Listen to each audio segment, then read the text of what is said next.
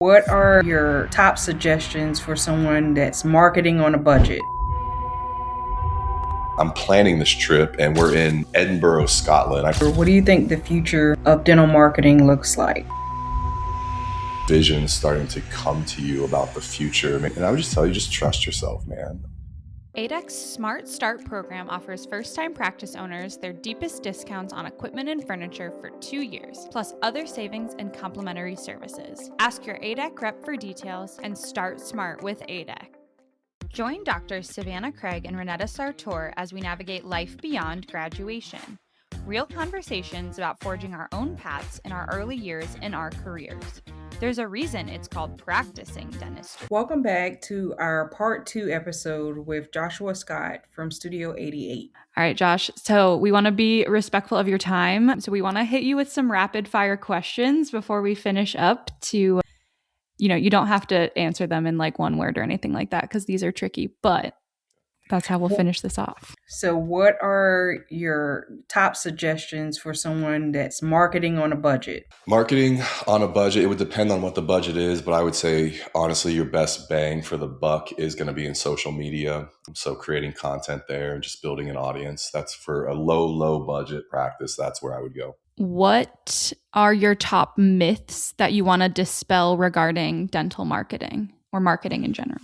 Top myths. The first one is if you throw money at it, you will fix the problem. That is a myth. I like it. Yeah, you cannot ever throw money at something and just like, here, fix it. That rarely works with anything. And I think sometimes we feel like it's like if we throw money at it, we're throwing like pixie dust at it, or it's like the magic beans. We throw them in the ground and all of a sudden there's this like giant beanstalk. And man, nothing in life works like that. We all wish it would. We want to go buy a lottery ticket and be millionaires. But the truth is things just don't work like that. So that's probably my biggest myth. I like that. What made you become a sommelier? Yeah. Always loved wine. The truth is I never touched alcohol until I turned 30. And a lot of that was that seminary ministry background, just didn't get into it. And so then when I went to work with this dental marketing or this dental consulting group after that, and I'm planning this trip and we're in Edinburgh, Scotland. I plan this international trip for our clients to go over to Edinburgh. I love Scotland. I know. Yeah. Edinburgh is just like magical. And so our first night we had this welcome reception and I had bought all this like French red wine, that was being served. And I'm sitting there and I was like, it was probably this moment of, hey, I'm not in this ministry world anymore. And we're serving $100 bottles of French red wine. And so I, had one and then that started it. Then I think I planned a trip for them the next year to wine country. And my wife was out there with me on that one and we kind of fell in love with it together.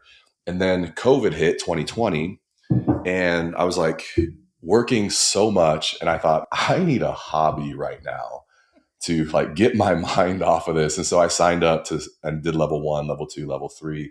Like drinking more wine during COVID may not have been the best thing. At some point, people were like, we probably need to drink less coming out of COVID. But yeah, it was a fun time. What is your favorite wine? That's tough and it always changes. Yeah. Right now I'm a big sparkling wine guy. So a lot of champagne, just even Prosecco. I love the bubbles.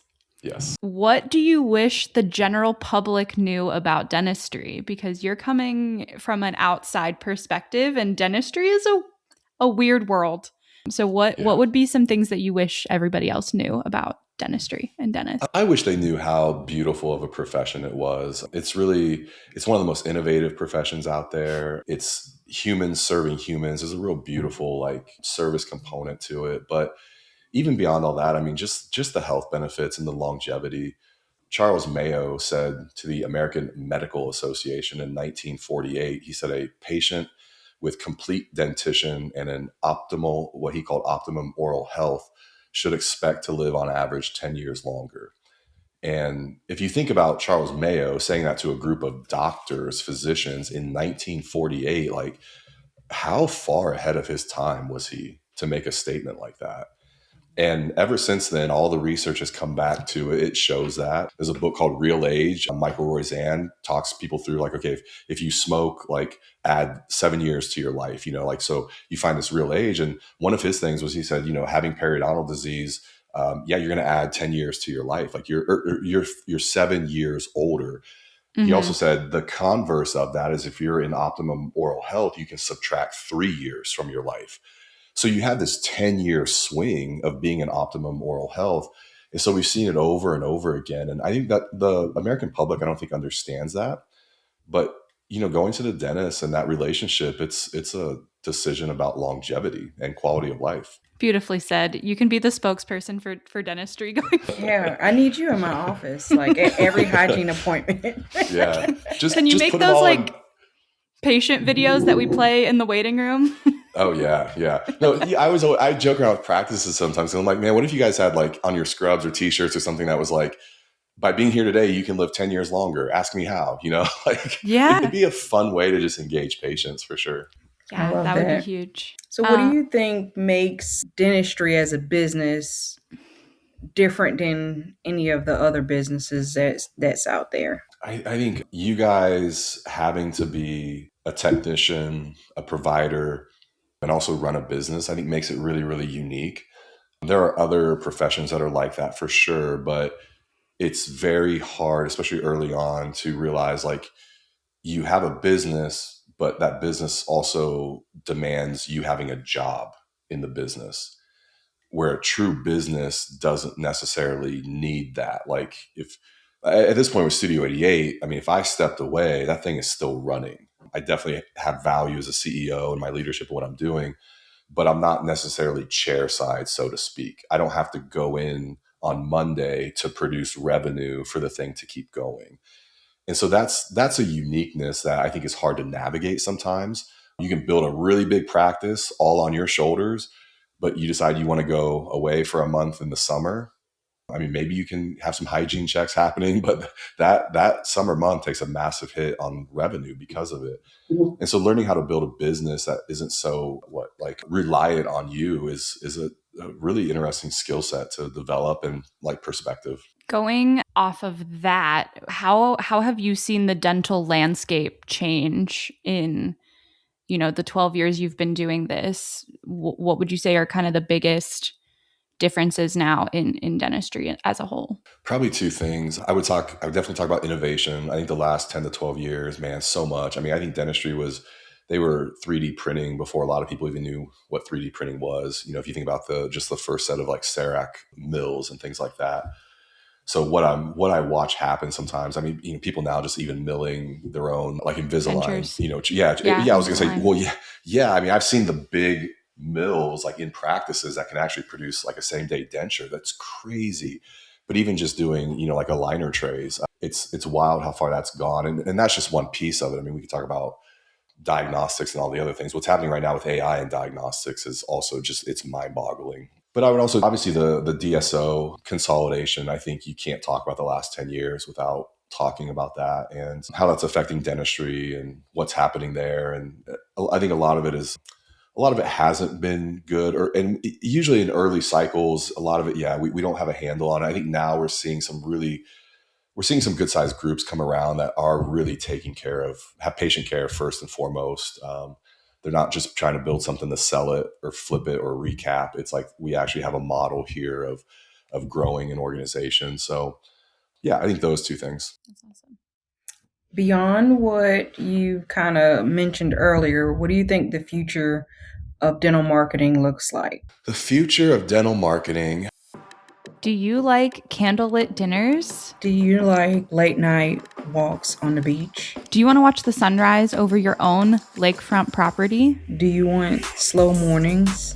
Do you want afternoon yoga classes whenever you want? Do you want peace of mind? If you answered yes to any of these questions, help us build the self-determined future you're looking for. Check out Ignite DDS Coaching. Mention Beyond Graduation Podcast for a free consultation with Ignite DDS Coaching.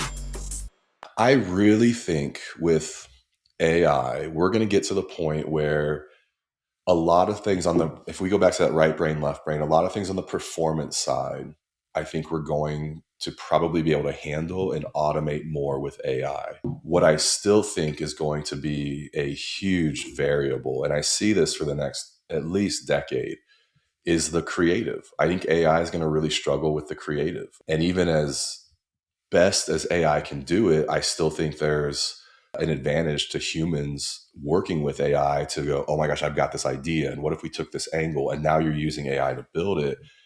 But I mean, we were just having this conversation of, okay, what if a website can just get anybody, anywhere, anytime can just build a beautiful website just with AI with a touch of a button? And it kind of takes that part away. Well, but still, what photos are you going to put up there? What videos are you going to put up there? What videos are you putting up on TikTok and Reels that are getting pulled in by AI searches? That stuff I think is going to become even more valuable down the road. So I really think the creative is going to be the key and the variable as we see AI start to gobble up a lot of other stuff. So I have a loaded question. I was supposed to ask you. You'll never guess who told me to ask you this. Who your favorite client is? I have no idea who comment. would ask me my favorite client, but he's really a cool guy. No, I have really enjoyed our journey with you guys for sure, and just knowing Michael, gosh, for years. I mean, I think I spoke at, I don't know if it was, no, maybe it was the ASDA meeting back then where I first met him. Mm-hmm. And we just have kept in touch, and our team has been able to, you guys have really put some big goals in place, and he's a visionary with kind of what he sees. And he also doesn't settle for however he did it the last time. He's got to go bigger, got to go better. And that builds every time. And it's just been fun, even challenging our team, when it's like, hey, new practice and here's the goal. And the team's like, what? We thought we did great last time. And I'm like, yeah, and we're going to build and go on to the next one. So you probably feel the same way. It's fun to work with people like that. Sometimes it's can be stressful and exhausting keeping up with them, but man, also the thrill of doing something that you feel like matters and is growing you can't replace that. Yeah. It's been great, and we've loved working with you guys and your team. So AI will not replace you. So that's good. Well, and yeah, it's good to know. And Savanah, what I would tell, and I've said this about him to my team and to other people, what he is building and the way he's building it is elite in the country. Like it really is. I have a very good view of what's happening in the country and the way he's building. I don't know of anybody else that's building practices like that. And I think a lot of people, if they knew what he was doing, they would be like, oh my gosh, like show me, tell me what you're doing. So yeah, keeping the growth, but also really caring about the patients and the team and yes, taking care of all of us is huge. Yeah. Josh, if you can leave us with one piece of advice for you can pick your favorite era of dentists. I would say our listeners are usually like D4s to their first 10 years out. But what is some advice that if people listen to nothing but this last 5 seconds or 5 minutes of the podcast, what would you want to share? I would tell them, a few years back, I had kind of a business mentor of mine, and I was sitting down, and we were actually at a conference, and we were sitting down at lunch, and I was like, hey, can I throw something by you? And he's like, yeah. And I'm talking to him about this like situation I'm dealing with in business. It kind of just had me stumped, and I'm like, man, I'm just not real sure. And he listens and asks some questions. At the end of it, he was just like, he says this statement to me. He says, trust yourself, because I do. And I sat there and was like, here's this guy that just listened to me kind of, filter out the whole thing and says to me, then trust yourself, because I do. And that level of confidence, I was like, I never thought about that of some of the people around me going like, no, we trust you. Like, what's your instinct? Go with it. And I think if I look back on myself, my 20, 25-year-old self, if I ever ran into him in a coffee shop, like I would say that same thing of trust yourself, because I do. Like your future self, I trust you. And so that's what I would say to your listeners too. The D4s, the recently out of school, is especially if you're feeling something inside you, you're seeing something, and maybe you're in an associateship right now, but this vision starting to come to you about the future, maybe the next 2 to 3, 5 years, and some of your plans for dentistry. And I would just tell you, just trust yourself, man. Go for it. When I look back, probably one of my greatest journeys as a person has just been building my confidence as I go. I know I can come off very confident internally. That's been a huge accomplishment of mine, is building that structure. And so when you're young, having somebody go for it. Like, I believe in you. So that's what I would say. I love that. Well, thanks for spending your Saturday morning with us. Can you tell everyone where to find you and your team and where to go from here? Yeah. For more information on Studio 88, our website is sae8.com. So it's the letter S, the number 8, the letter E, the number 8.com. For me personally, go over to Instagram. I'm at Joshua Scott. I'm still in my social media accounts. DM me. Tell me you heard this show. I'll respond back to you. That's me definitely in there for sure. But yeah, guys, thanks so much for being on. Love what you're doing. Always want to support anybody out there doing stuff innovative and just taking a step, being courageous. Like, let's start a podcast. So I love all that. Thank you. All right, we'll catch you all back next time. Thank you for joining us for this episode of Beyond Graduation. If you enjoyed this week's episode, be sure to share it with a friend. Connect with us on social media at Savanah Craig DDS and at Dr_Sartor. And remember, you are not alone on this journey. ADEC certified pre-owned equipment is a sustainable, affordable choice that makes genuine ADEC equipment available to every doctor. Each package is sold on a first-come, first-served basis. So, if you see one you like, contact your dealer. For more information, go to www.adec.com/find a dealer. Thank you for listening to Beyond Graduation, brought to you by Ignite DDS and Future Dentists. This episode was sponsored by Ignite DDS Coaching. We build self-determined futures. For more information, please reach out to the Ignite DDS team.